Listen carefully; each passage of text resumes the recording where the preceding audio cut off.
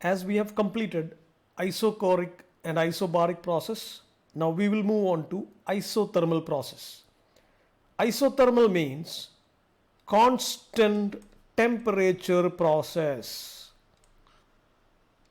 That means I can write T1 is equal to T2. Now how will an isothermal process happen? Look at this figure.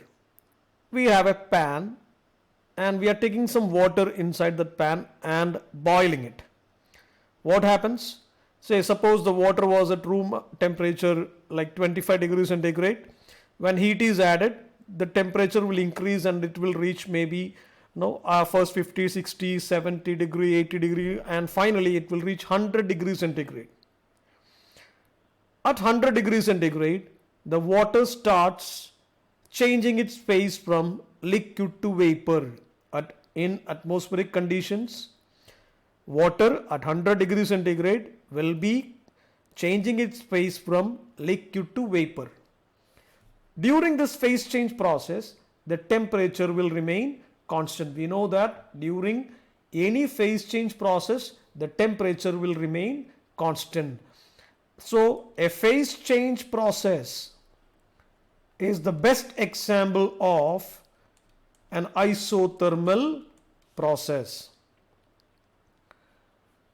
Now this isothermal process, I am going to represent it in a PV diagram. It will be a curve like this, say 1 to 2.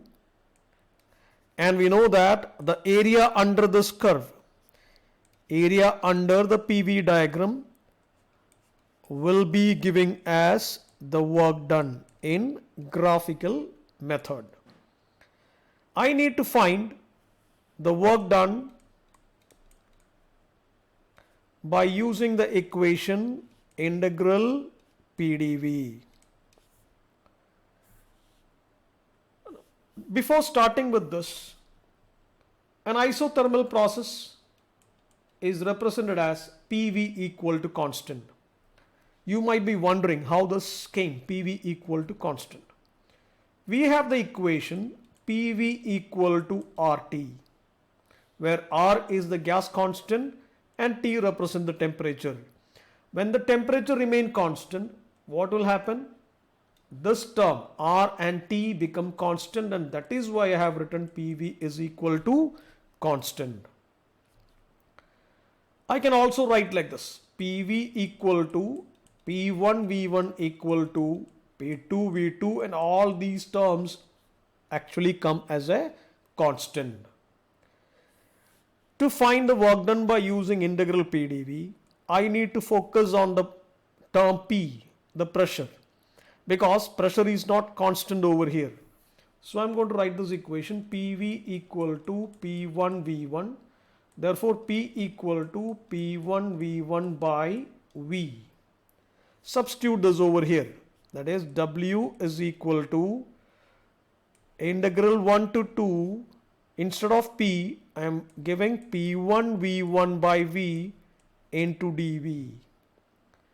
If you closely watch this equation, you can see that this P1 V1, see, P1 V1 is a constant. Therefore, I can write like this: P1 V1, which is a constant, I am taking it outside, integral 1 to 2 dV by V.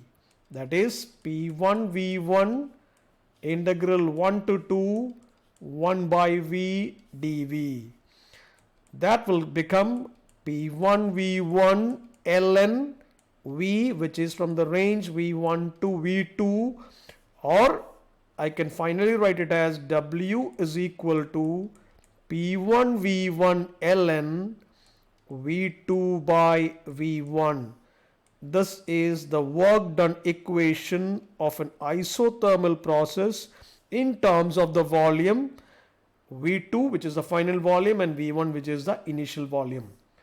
Again, if I take this equation, P1 V1 equal to P2 V2, which is a constant, I can write like this: V2 by V1 is equal to V2 by V1. I am taking V1 to the other side, so it becomes P1 by P2. It's a standard equation, and therefore I can again write work done W equal to P1 V1 ln P1 by P2. So these two equations can be used for finding the work done of an isothermal process. One equation is in terms of V2 and V1, another one is in equation or in terms of P1 and P2. So this is the isothermal process and the work done equation.